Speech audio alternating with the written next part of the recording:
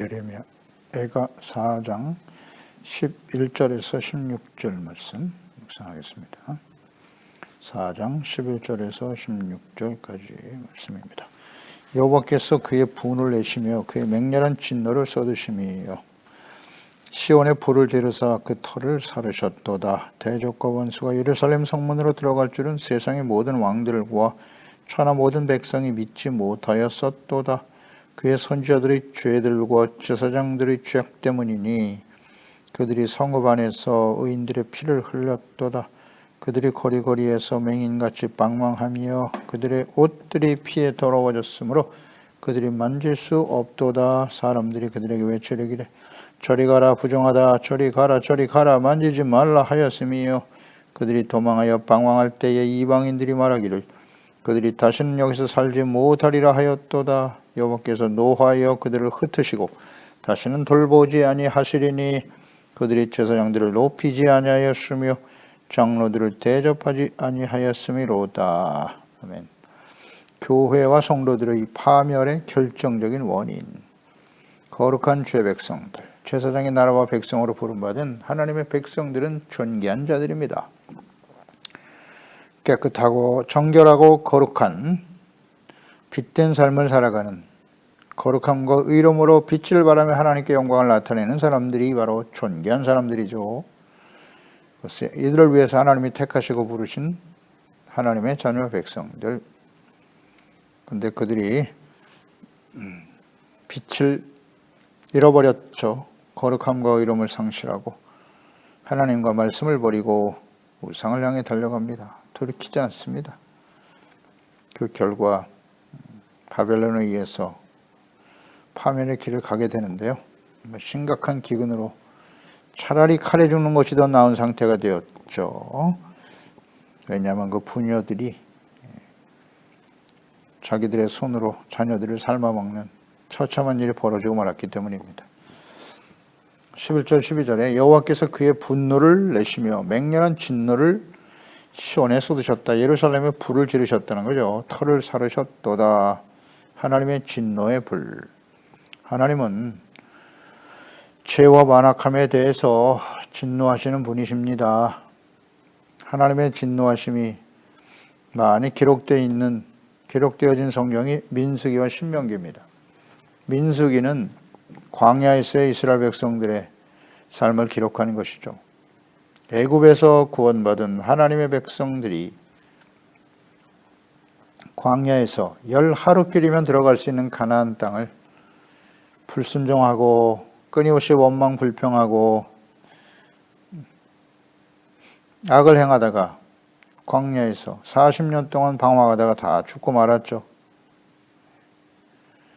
그때 하나님의 맹렬한 진노에 대해서 여러 번 언급하셨어요. 신명기 6장 15절에 너희 중에 계신 너희 하나님 여호와는 질투하시는 하나님이신즉 너희 하나님 여호와께서 너에게 진노하사 너를 지면에서 멸절시킬까 두려워하노라. 신명기 7장 4절에도 그가 내 아들을 유혹하여 그가 너를 떠나고 다른 신들을 섬기게 함으로 여호와께서 너에게 진노하사 갑자기 너희를 멸하실 것임이니라. 아들들을 미혹할 것이다. 이방인들에 의해서 가나안 땅에 들어갔을 때 가나안 족속들을 다 멸절시키라고 하셨죠. 그 이유는 너와 내 아들들이 그들의 미혹을 받아 하나님을 버리고 우상을 향해 달려갈 것이라는 거죠. 그때 하나님께서는 진노하실 것이다. 이런 말씀을 하시죠. 하나님은 진노하신 분이에요. 광야에서 이스라엘 백성들은 원망 불평하다가 10번이나 하나님을 시험했죠. 그래서 하나님의 진노하심으로 광야에서 멸절당할 뻔했어요. 하나님께서 모세에게 이 백성들은 더 이상 살려둘 의미가 없다. 모세가 십계명을 받고 있을 때 시내산에 올라가서 그 밑에서 어떤 일이 벌어졌습니까? 금송아지 우상 세우고 그 금송아지 우상이 우리를 구원하고 가나안 땅으로 인도할 신이라고 뛰놀고 있었지 않습니까? 그때 하나님께서는 이 백성 안 되겠다. 싹 다 멸절시키고 다시 시작하자. 그때 이제 모세가 중보기도함으로써 하나님의 뜻을 돌이키셨는데요. 끊임없이 하나님을 진노하게 만들었어요. 하나님의 백성들이. 결국 그들은 가나안 땅에 들어가지 못했죠. 40년 광야 생활하는 동안에 여호수아와 갈렙만 빼고는 다 죽었습니다. 하나님의 진노하심이죠. 또한 그 이후에 패역하고 완고한 하나님의 백성들 어땠습니까? 여호수아가 죽고 나자마자 제사와 예배가 폐하여지고 제사장들은 유리방황하고 말이죠. 자신의 진과 사명을 내던져버리고 그저 각자 자기의 소견에 옳은 대로 살다가 사사시대가 찾아오는 것 아니겠습니까? 끊임없이 이방인들에게 짓밟히고 또 부르짖으면 구원해 주시고 이 완고하죠. 아주 패역하고 완고한 하나님의 백성들. 그 이후에 이제는 사람이 왕이 되어 우리를 다스려 주세요. 왕이신 하나님을 버리고 말입니다. 그래서 왕정시대가 시작됐는데 그 결과가 어땠노? 하나님이 예견하신 대로 악을 향해 달려가죠. 그래서 하나님은 끊임없이 선지자들을 보내셨죠. 그 하나님의 공의와 진노하심에 대해서 알렸습니다. 선지자들을 보내서 엘리야 선지자, 엘리사, 이사야 선지자, 이제 마지막 선지자 예레미야 아니었습니까? 예레미야 선지자가 또 하나님 여호와의 진노에 대해서 끊임없이 외쳤어요. 예레미야 7장 18절 이하에 자식들은 나무를 줍고 아버지들은 불을 피우며 부녀들은 가루를 반죽하여 하늘의 여왕을 위하여 과자를 만들며 그들이 또 다른 신들에게 전제를 부음으로 나의 노를 일으키느니라. 자, 이거 보세요. 아버지, 부녀, 온 가족이 힘을 합쳐서 하늘 여왕 아세라 우상을 섬겼다는 거예요. 하나님을 버리고. 여호와의 말씀이니라 그들이 나를 경노하게 함이냐 자기 얼굴에 부끄러움을 자취함이 아니냐 그러므로 주 여호와께서 이와 같이 말씀하시니라 보라 나의 진노와 분노를 이곳과 사람과 짐승과 들나무와 땅의 소산에 부으리니 불같이 살라지고 꺼지지 아니하리라 하시니라. 이런 말씀을 수없이 하셨어요. 선지자를 통해서. 하나님의 진노와 분노를 이곳에 쏟아부을 것이라고. 돌이키지 못하죠. 스가랴 7장 12절에 그 마음을 금강석 같게 하며 율법과 만군의 여호와가 그의 영으로 옛 선지자들을 통하여 전한 말을 듣지 아니하므로 큰 진노가 만군의 여호와께로부터 나왔도다. 금강석 같다 이 마음이. 얼마나 마음이 강팍한지 말이죠. 하나님의 말씀과 선지자들을 통해 주셨던 말씀을 듣지 않아요. 누가? 하나님의 백성들이. 그래서 하나님의 진노가 하나님께로부터 임했다. 이것은 예수님 당시 하나님 백성들도 마찬가지였고요. 직접 하나님의 아들이 찾아오셔서 말씀을 가르쳐 주시고 기사와 이적을 행하심으로써 그분이 하나님의 아들이심을 증거하였습니다마는 마음이 완악한 당시의 대제사장과 공의원들 그들의 말을 분별하지 못하고 부안해동하며 하나님의 아들을 십자가에 못 박아버린 하나님의 백성들 어떻게 되었나요? 마음이 아주 완악해요. 금강석 같다. 그게 하나님의 진노가 임하는 겁니다. 예수님의 재림과 마지막 환난 때 역시 마찬가지죠. 계시록 15장 1절에 또 하늘에 크고 이상한 다른 이적을 보며 일곱 천사가 일곱 재앙을 가졌으니 곧 마지막 재앙이라 하나님의 진노가 이것으로 마치리로다. 16장 19절에 큰 성이 세 갈래로 갈라지고 만구의 성들도 무너지니 큰 성 바벨론이 하나님 앞에 기억하신 바 되어 그의 맹렬한 진노의 포도주 잔을 받음에. 하나님의 진노가 요한계시록의 내용입니다. 어렵지 않아요.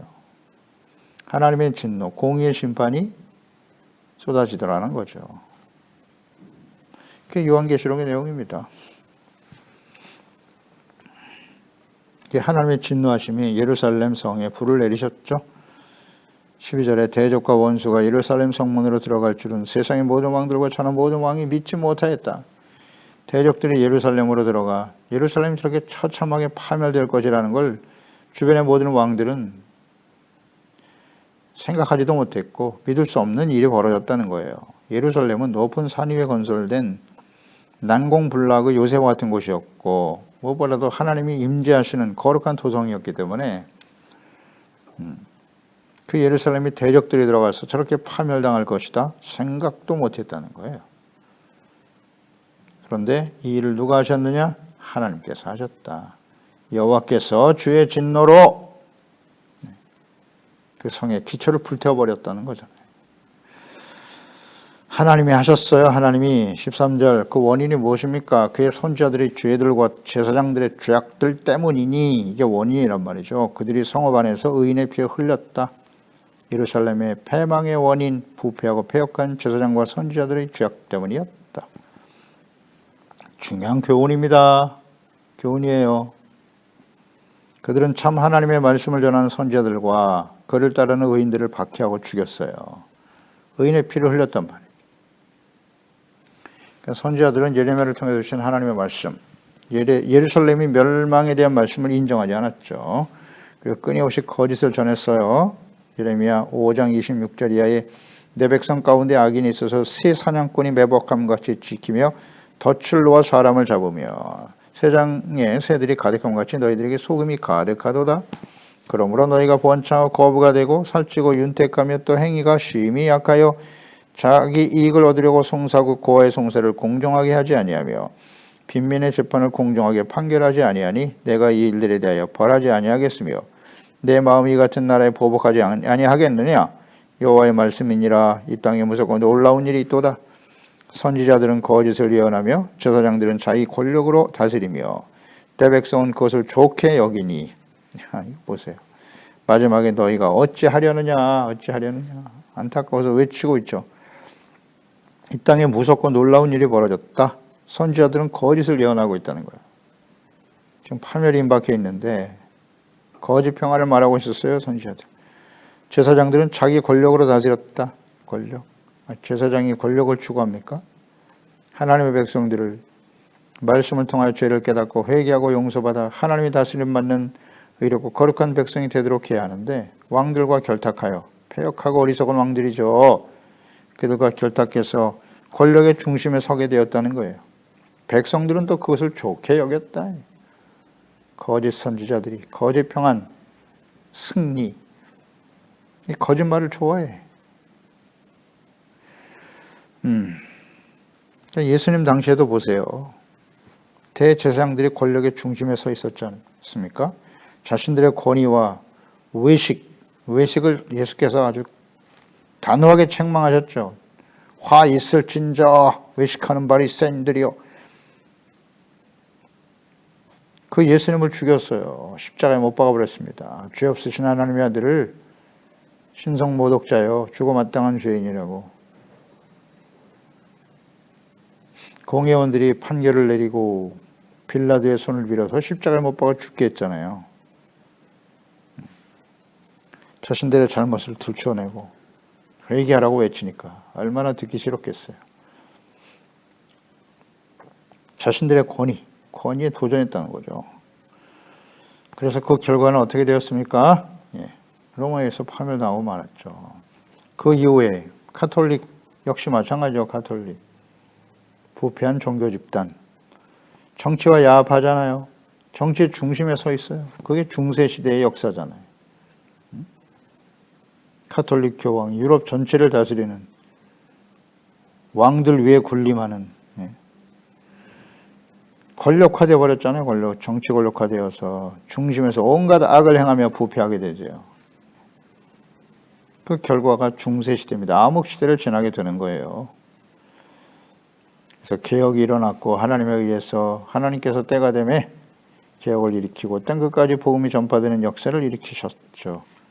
근데 오늘날 목사들도 어떻습니까? 오늘날 목사들도 정치 권력의 욕망을 품고 교회와 성도들을 정치 세력화해서 자신들의 욕망을 채우려고 하는 거짓 목사들 많죠. 오늘날도요. 정치와 교회를 연합시키려고 하는 가톨릭이 시도했던 내용과 같잖아요. 권력의 중심에 서겠다는 거예요. 권력의 중심. 그래서 우리 교회와 교권을 확립하고 말이죠. 권력자들이 자신들의 말을 듣게 하려고 하는 이걸 뭘로나 이 거짓 목사들이잖아요. 분별력이 없어. 그들과 부와 내동하는 성도들 예레미야 5장 31절 말씀이잖아요. 선지자들은 거짓 예언하고 제사장들은 자기 권력으로 다스리기를 좋아하고 때 백성은 그것을 좋게 여기니 마지막에는 너희가 어찌하려느냐. 똑같은 일이 계속 역사 속에 반복되고 있지 않습니까? 왜 이걸 모르죠? 그 성도들 너희 마지막에 어떠하겠느냐? 예루살렘 백성들처럼 되겠죠. 예수님 당시에 하나님 백성들처럼 되겠죠. 예레미야 23장 14절에 내가 예루살렘 선지자들 가운데도 가증한 일을 보았나니 그들은 간음을 행하며 거짓을 말하며 악을 행하는 자의 손을 강하게 하여 사람으로 그 악에서 돌이킴이 없게 하였은즉 그들은 다 내 앞에서 소돔과 다름이 없고 그 주민은 고모라와 다름이 없느니라. 오늘 이 시대의 교회와 목사들 끊임없이 지금 뉴스의 중심이 되고 있는 사회면을 장식하고 있는 악을 행하는 목사들의 모습을 보는 것 같지 않습니까? 간음을 행하고 거짓을 말하고 악을 행하는 자의 손을 강하게 하여 사람들로 하여금 돌이키지 못하게 한단 말이에요.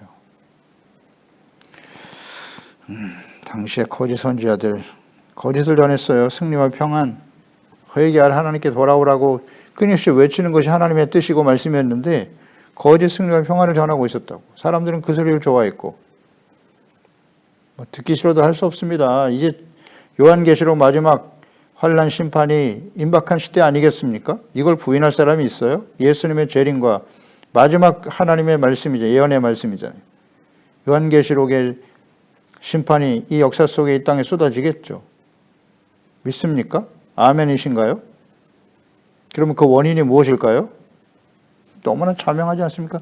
이 성경에 이렇게 그대로 나와 있는데 거짓 선지자들 때문이에요. 거짓 목사들이 판을 치고 이단들은 말할 것도 없고 교회 밖에 있는 교회 안에 거짓 목사들이 있단 말이에요. 이런 걸 분별할 줄 알아야죠. 거짓 선지자들이 더욱 기승을 부릴 거라고 예수께서 말씀하셨잖아요. 마지막 때는 거짓 선지자를 조심해야 한다고. 이걸 분별을 못하나요? 결국 거짓 선지자들로 인해서 거짓 목사들 그들로 인해서 예루살렘과 하나님의 백성들은 멸망의 길을 가게 되었고 또 그 길을 가게 될 것이다.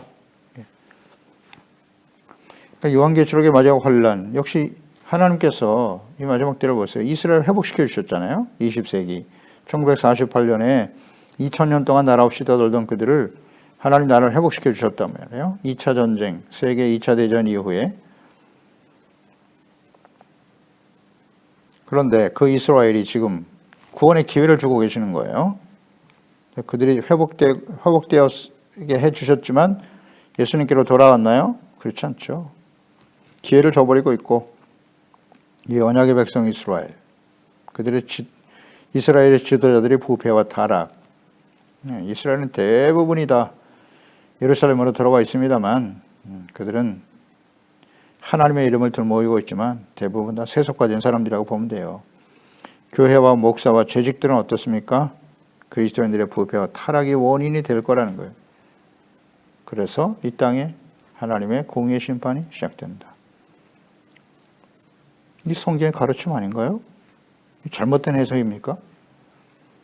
부패한 제사장들과 거짓 선지자들을 믿고 따른 결과는 어떻게 될까요? 14절 그들이 거리거리에서 맹인같이 방황하며 그들의 옷들이 피에 더러워졌으므로 그들이 만질 수 없도다. 거짓 선지자들에게 속아서 분별력을 상실하고 눈이 멀어요. 눈이 멀었어. 악을 행하면서도 깨닫지 못해. 참 선지자를 박해하고 예수 그리스도 하나님이 보내신 하나님의 아들 그리스도를 십자가에 못 박아 죽였죠. 더러워졌다. 이리 가라 저리 가라 부정하다. 만지지 말라 하였음이라. 15절 16절 여호와께서 노하여 그들을 흩으시고 다시는 돌보지 아니하시리니. 그러니까 모든 나라에 흩어졌어요. 방황하고 모든 사람들이 기피 대상이 되어버렸단 말이에요. 혐오의 대상이 되어버렸잖아요. 유대인들 가는 곳마다. 유대인 혐오 사상 지금도 뭐 유럽에 팽배하죠. 모든 나라들이 유대인들을 싫어해. 왜 이렇게 혐오의 대상, 기피의 대상이 되었을까요? 그들이 하나님과 그리스도를 버렸기 때문이에요. 그렇기 때문입니다. 이렇게 될 거라고 말씀하시잖아요. 과거에 예루살렘이 그랬고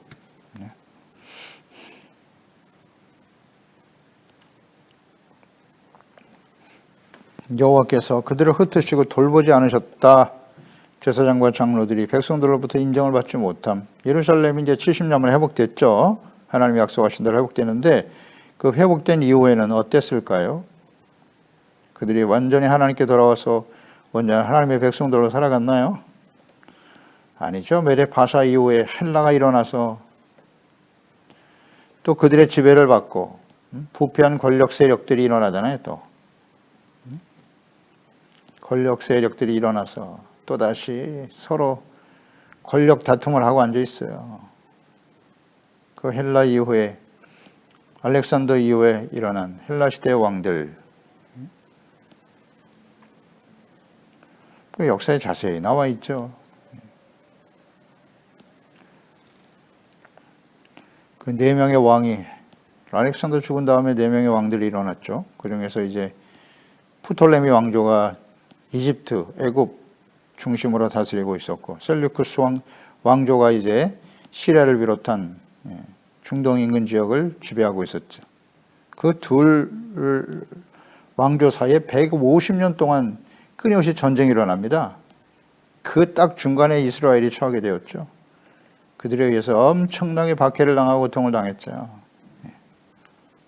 그러다가 마카비 왕조가 일어나서 마카비가 일어났죠. 하시몬 왕조. 대제사장의 후손들이었죠. 그래서 이제 이스라엘이 독립을 취했지만 그 이후에 또다시 인간이 왕이 되어 다스리는 결과는 어땠을까? 과거에 보여준 결과대로죠. 사람이 다스리는 왕조, 이스라엘과 유다의 왕조가 어떻게 멸망을 당했는가? 또다시 멸망의 길을 가는 거예요. 그래서 로마에 의해서 멸망을 당하게 되는 거죠. 로마의 세력이 일어나서. 그러다가 이제 예수님이 오시는 거예요. 그러니까 그 역사를 더 이상 기록이 없어요. 기록할 필요가 없는 거예요. 의미 자체가 없어요. 말라기 이후에. 그 어두운 역사들이 또다시 반복되었다니까요. 예수님 오실 때까지. 주여. 제사장들의 부패와 타락, 그들도 권력 중심에 섰어요. 시작은 좋았지, 마카비 왕조도.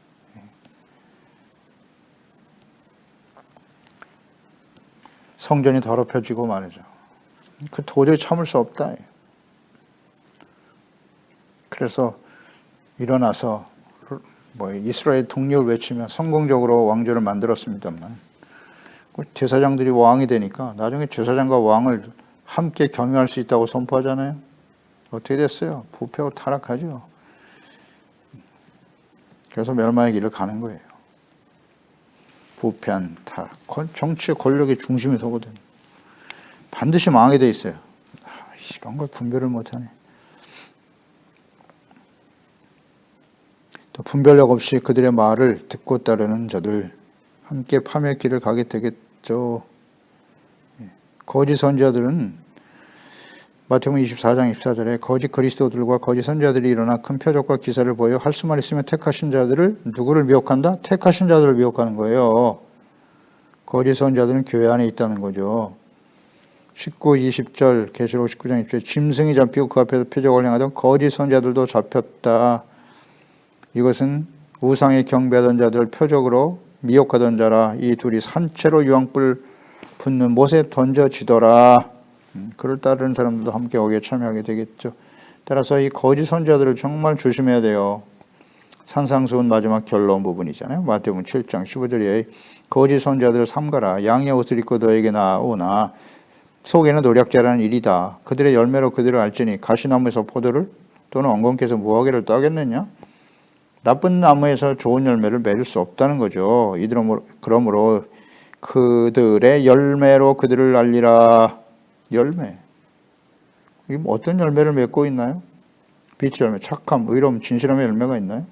성령의 열매, 사랑, 희락, 화평, 오래 참음, 자비, 양선, 충성, 온유, 절제 열매가 있나요? 그 열매를 보면 몰라요.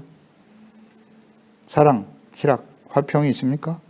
화평을 말합니까? 화평케 하는 자입니까? 싸움과 다툼을 일으키는 자입니까? 이런 걸 분별을 못합니까?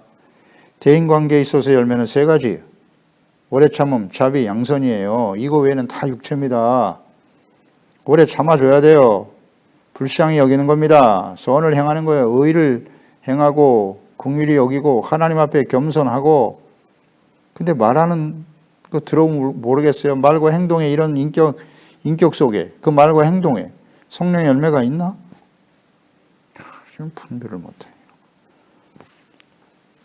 그래서 이어서 7장 20절에 이러므로 열매를 알라 21절에 나더러 주여 주여 하는 자마다 다 천국에 들어갈 것이 아니요 다만 하늘에 계신 내 아버지의 뜻대로 행하는 자라야 들어가리라. 예수께서 새 계명을 우리에게 주셨잖아요. 새 계명 그것이 뭡니까? 내가 너희를 사랑한 같이 너희가 서로 사랑하라. 이게 주님의 계명이에요. 서로 사랑하라. 서로 싸우고 다투라. 대적하라. 이게 주님의 명령입니까? 참 이거 깨닫지 못하네. 그날에 많은 사람이 나더러 이르되 주여 주여 우리가 주의 이름으로 선지한 노릇했습니다. 주의 이름으로 귀신을 쫓아냈어요. 주의 이름으로 많은 권능을 행하지 아니하였나이까 하리니 그때 내가 그들에게 밝히 말하되 내가 너희를 도무지 알지 못하니 불법을 행하는 자들아 내게서 떠나가라 하리라. 아멘. 열매를 봐야죠. 서로 사랑하라. 그러니까 거짓 선지자들 분별하는 거 어렵지 않아요. 그들의 말과 행동, 그들의 인격 속에 성령의 열매가 있는가? 또 우리 자신을 끊임없이 점검해 봐야죠. 나의 마음속에 사람들에 대해서 어떤 상황에 대해서 우리는 사랑, 희락, 화평, 오래 참음, 자비, 양선, 충성, 온유의 절제 열매를 맺고 있나요? 분별력을 가져야 되지만 마지막 환난을 향해 달려가는 하나님의 백성들은 좀처럼 분별하기 어려울 것입니다. 어려울 거예요. 그러니까 멸망의 길을 가는 거죠. 그 분별하지 못하고 그들을 따르고 부안애동하고 로마서 12장 2절에 너희는 이 세대를 본받지 말고 오직 마음을 새롭게 하라. 변화를 받아라. 하나님의 선하시고 기뻐하시고 온전하신 뜻이 무엇인지 분별하도록 하라. 마음을 새롭게 하라. 이 마음은 어떤 마음으로 새로워져야 할까요? 예수님의 마음이죠. 나는 마음이 온유하고 겸손하니 내게 와서 내 멍에를 메고 배워라.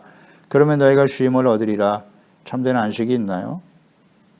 어디서부터 오는 거예요, 안식은? 힘과 권력을 얻으면 안식이 찾아오나요? 평안이 찾아오는 거예요? 참 안타깝네요. 악인에겐 평안이 없습니다.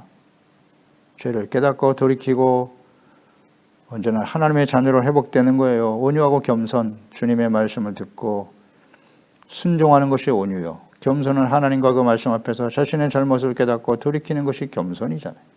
그게 예수님의 마음이죠. 예수님의 마음.